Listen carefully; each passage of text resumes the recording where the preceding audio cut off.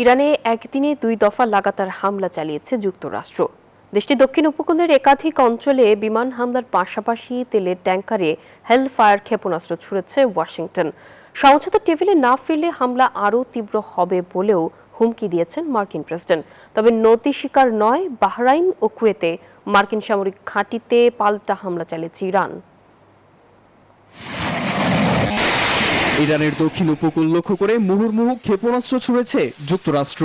দ্বিতীয় দফা মার্কিন হামলায় লক্ষ্যবস্তুতে পরিণত হয়েছে দেশটির দক্ষিণ উপকূলের কেশম দ্বীপ, বন্দর আব্বাস, চাবাহার, খোরমাবাদ এবং মধ্যাঞ্চলের খোন্দাবের বহু স্থাপনা। মার্কিন হেলফায়ার ক্ষেপণাস্ত্রের আঘাতে ক্ষতিগ্রস্ত হয়েছে একটি ইরানি তেলের ট্যাঙ্কারও। চলমান এই আগ্রাসনে তেহরান জুড়ে বাড়ছে প্রাণহানি, ছাড় দিচ্ছে না তেহরানও। বাহরাইন কুয়েতে মার্কিন ঘাঁটিতে পাল্টা আক্রমণ করেছে দেশটির বিপ্লবী সেনারা।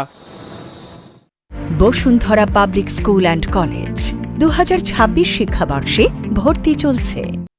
এদিকে সমঝোতায় না পৌঁছালে ইরানের অভ্যন্তরে সামরিক অভিযান আরো বিস্তৃত করার হুমকি দিয়েছেন মার্কিন প্রেসিডেন্ট ডোনাল্ড ট্রাম্প। আমরা লক্ষ্য অর্জনে সফল। ইরান সমঝোতায় না ফিরলে তাদের অভ্যন্তরে আঘাত করে সব শেষ করে দেওয়া হবে।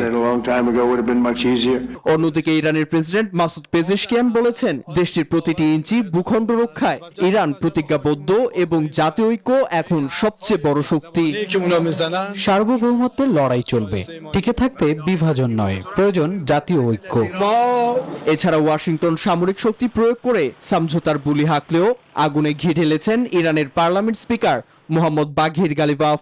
সাফ জানিয়েছেন, আগ্রাসন মোকাবিলায় দেশটির সশস্ত্র বাহিনী পূর্ণ স্বাধীনতা নিয়ে পদক্ষেপ নিতে প্রস্তুত। নীরব দাস, নিউজ 24।